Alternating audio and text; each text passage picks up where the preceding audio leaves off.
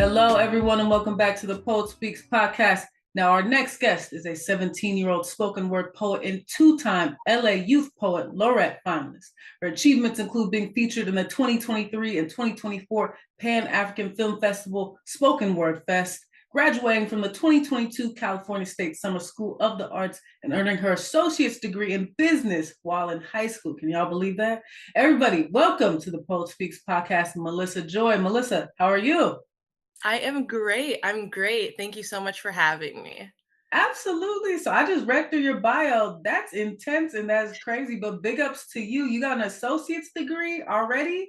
But Yes, I am finishing it up right now. I'm almost done, and I will have that before I have my high school diploma. woo!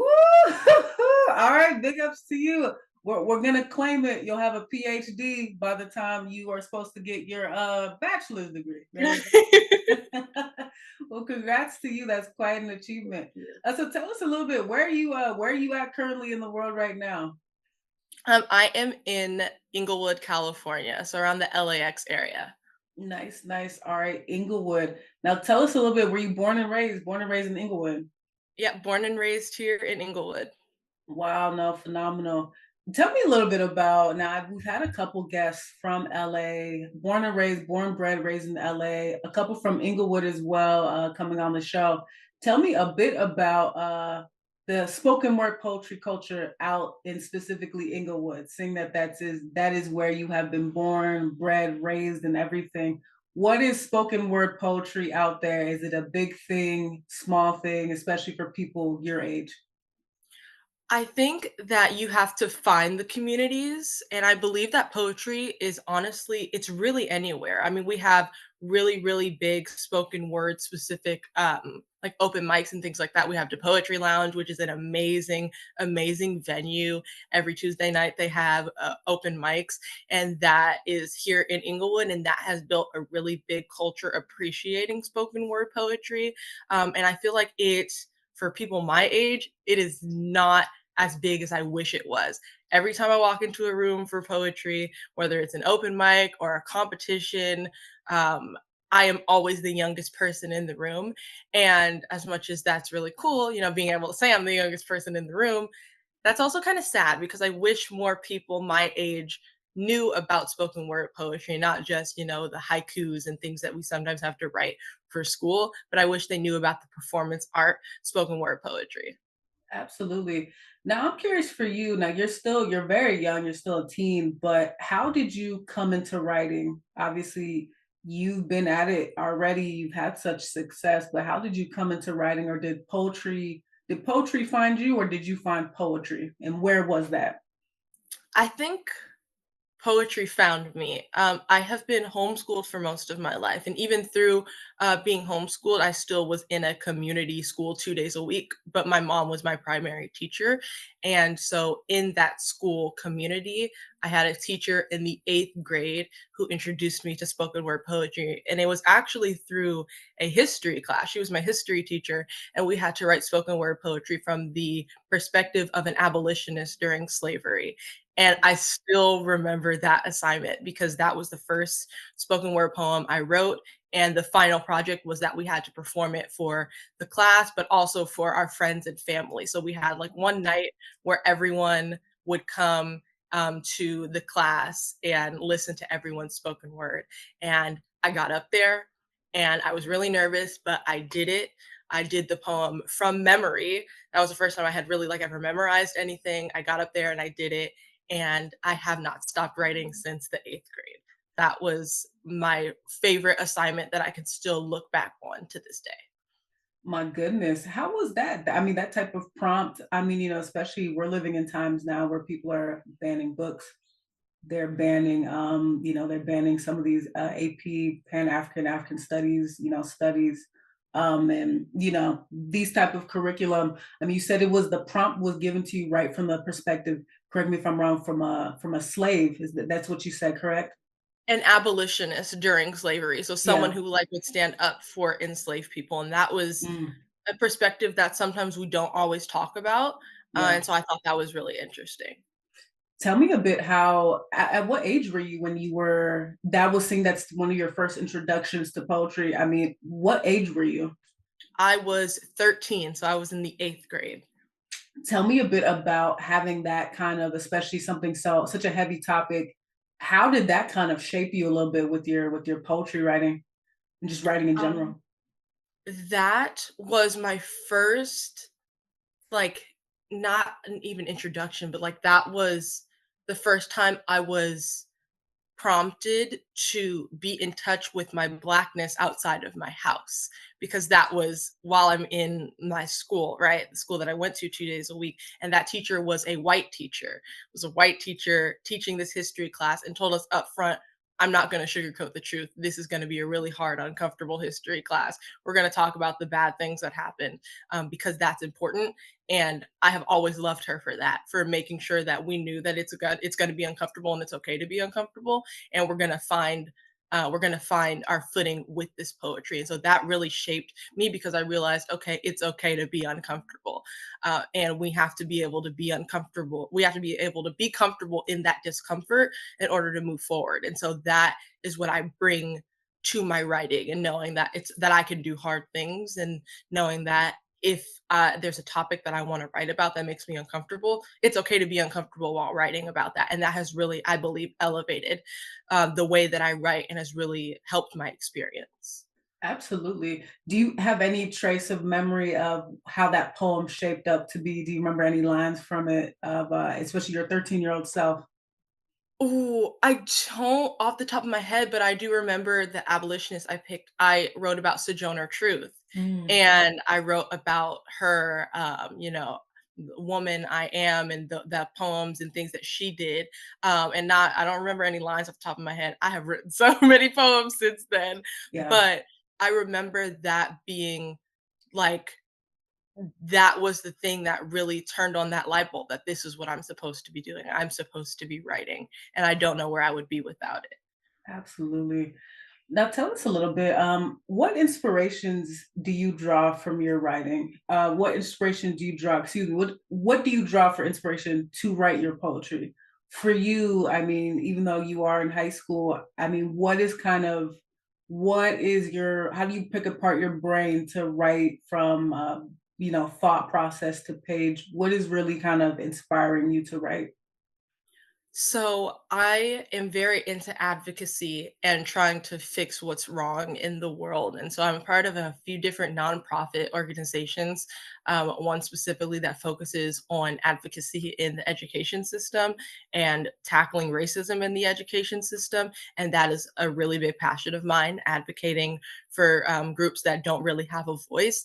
And I originally started off writing about the issues that I saw and things that made me uncomfortable, because poetry really became a coping mechanism. I didn't know how to process all of those feelings that I was having. For, let's say, in 2020, for example, when we saw the whole situation and killing of George Floyd, that was something. I was 13 years old at the time that that happened, Mhm. and I was angry, but I didn't know how to process those feelings. And so being able to take the tools that I learned in that class a couple months before, writing poetry, I was able to, not, I don't want to say draw inspiration from it, but to figure out how to cope with my feelings and to write Mhm. about how I was feeling and turn it into a poem.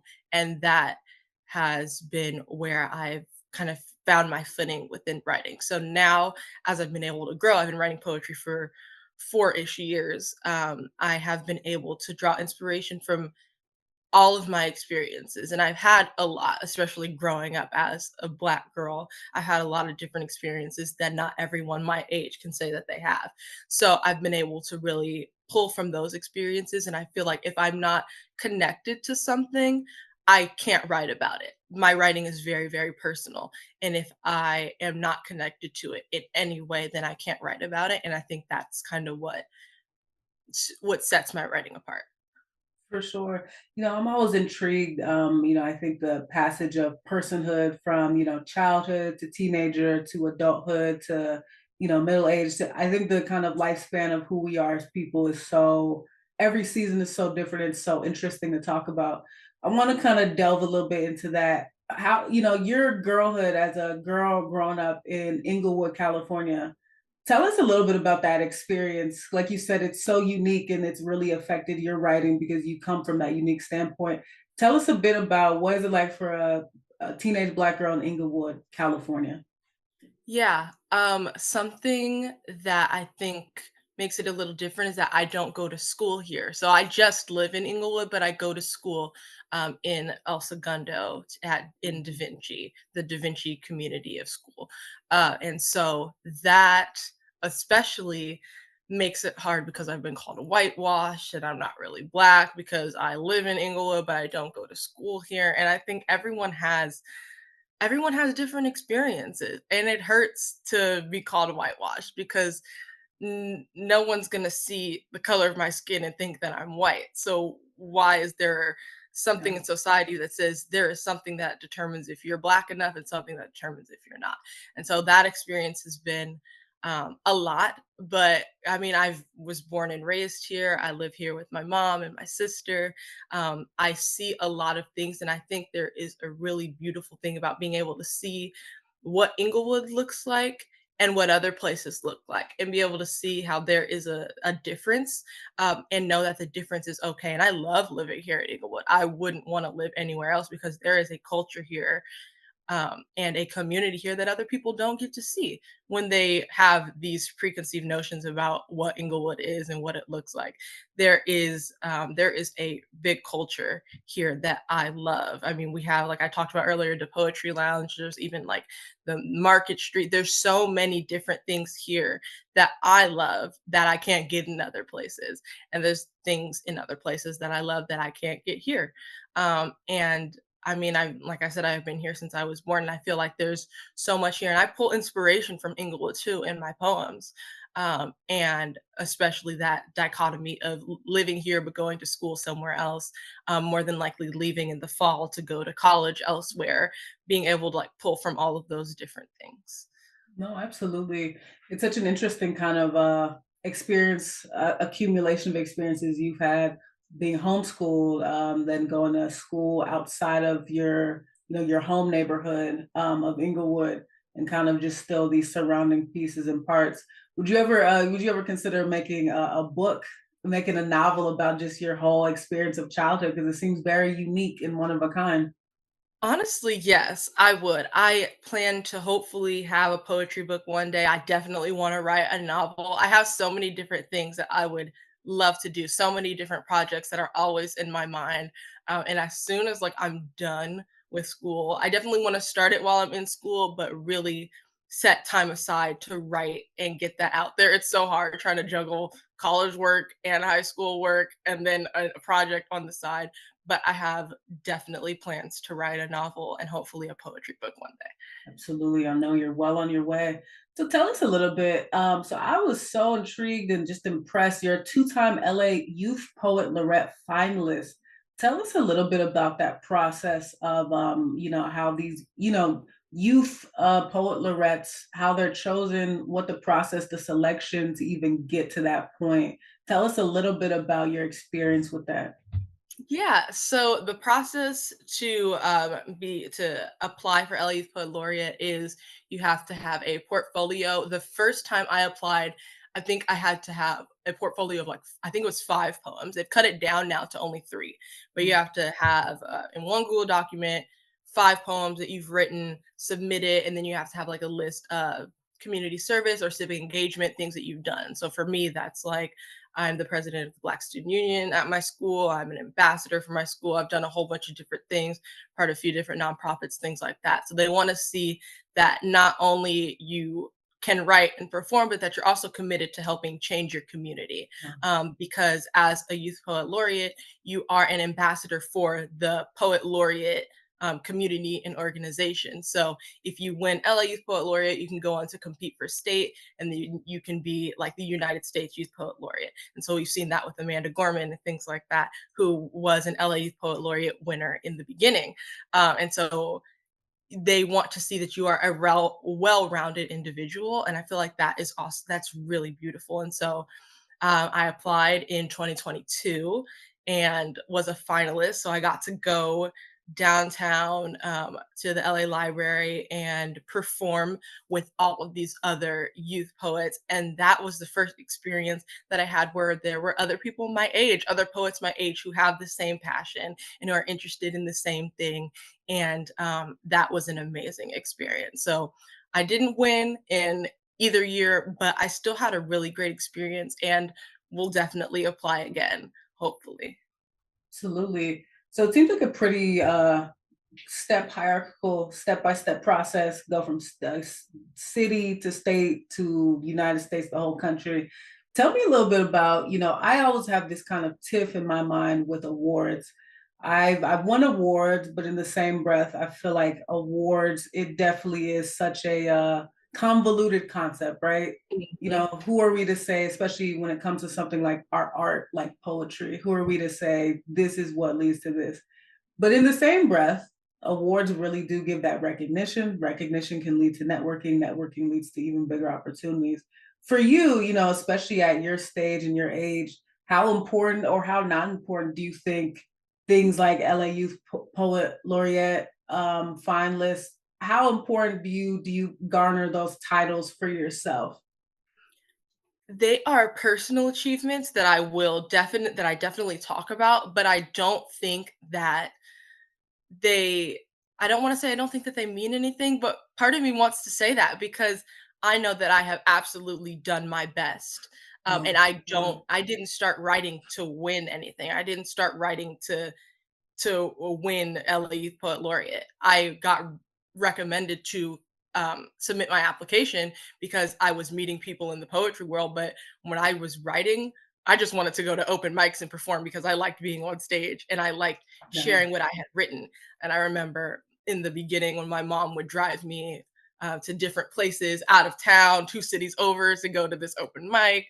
I started performing and writing because I love it and that is my passion. yeah. I did start performing and writing to win anything, and so even the fact that I haven't won LA Poet Laureate, that's completely fine because I that's not why I started writing, and so I think that when we add in all of these different competitions and titles and things like that, it sometimes, makes like you were saying, it kinda I don't wanna say waters it down, but it kind of hurts the community sometimes, I think, because then people are writing just to compete, or are thinking that they have to change their writing. And that is something I struggled with. I have a writing mentor who helped me with my application specifically for LA Youth Poet Laureate.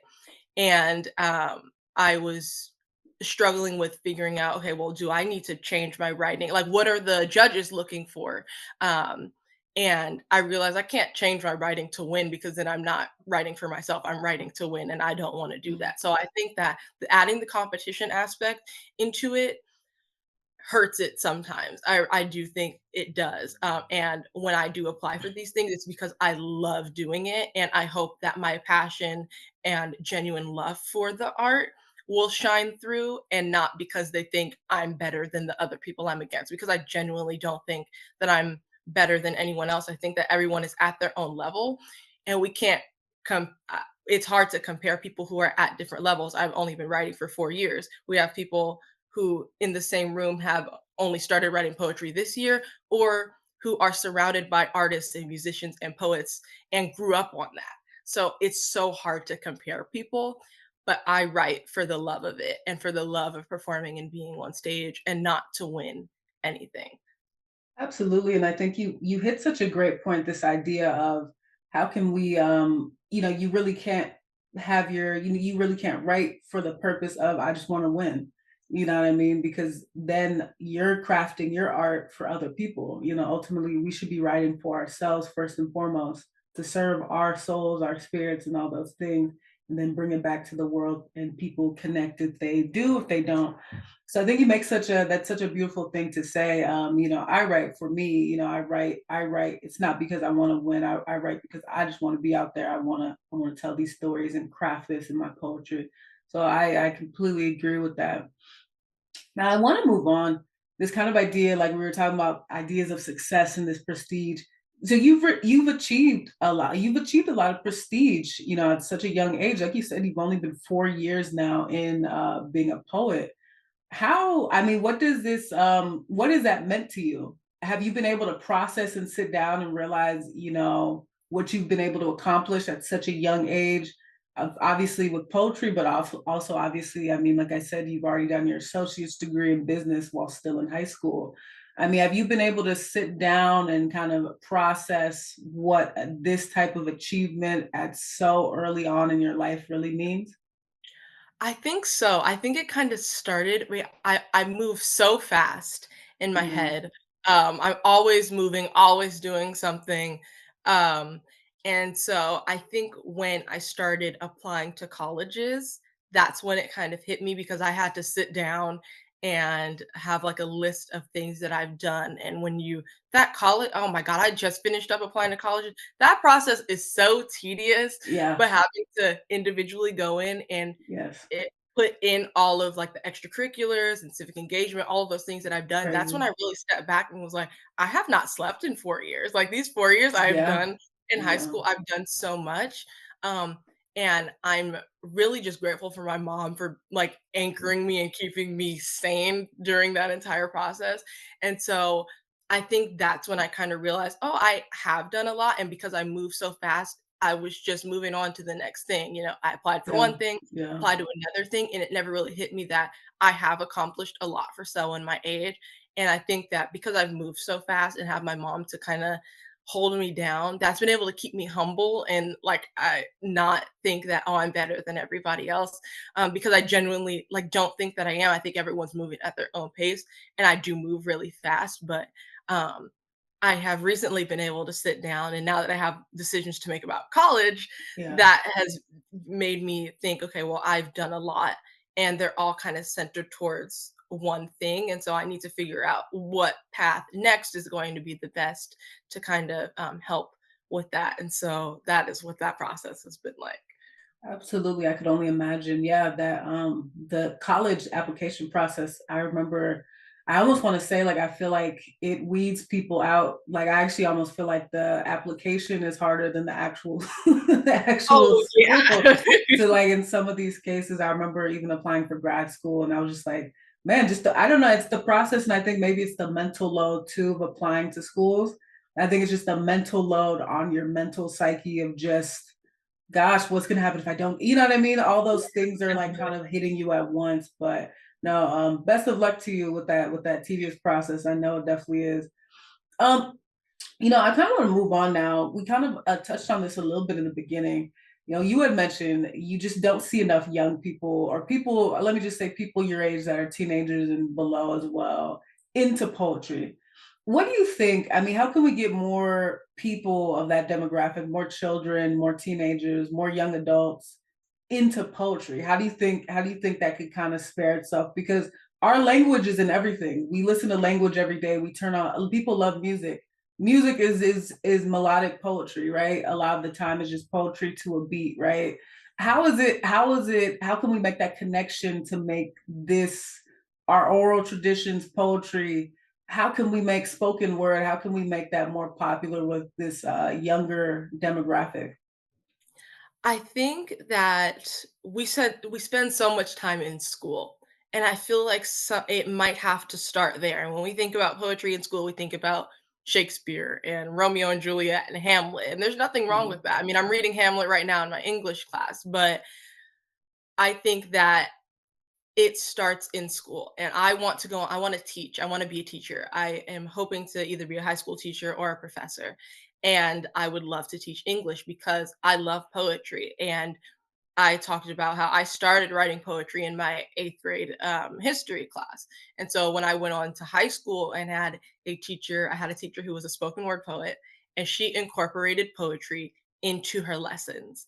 And we had to write about a time we felt vulnerable, and we had to perform that for the class. And she made it very clear that this is a safe space, like this, whatever you say here is not going to leave this classroom, but I want to challenge you guys to be uncomfortable and to write about something that that you have experienced.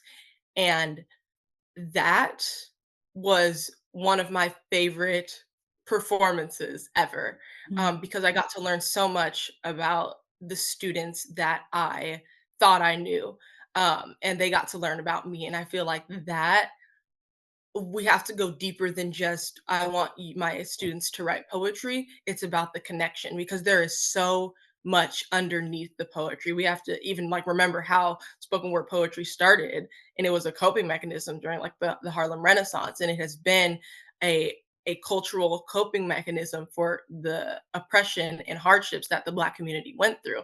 So it is a connection, and it is rooted deep into our history. And I feel like starting on a human level is where it begins. And so I feel like we spend so much time in schools. I feel like we need to incorporate it more, and make it feel less like an assignment and more like I want you guys to connect with each other. And if every student doesn't take away the will and want to write poetry, that's okay. But I feel like they should experience it because it has truly changed my life. And that is why I want to go into education because I feel like it really can, taught the correct way, and with less, I don't want to say less boundaries, but with more creative freedom, I feel like it can really do something for students. And even if they don't take away the want to apply to every competition related to poetry in their community, at least they have experienced it and know that it can be there because it was a really helpful coping mechanism for me,